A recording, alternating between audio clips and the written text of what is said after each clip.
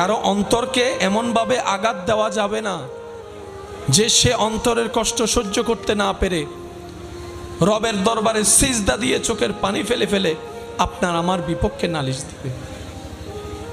ওই এক একটা ফোঁটা চোখের পানি আপনার আমার জন্য পাহাড় সম পরীক্ষা হয়ে চলে আসবে।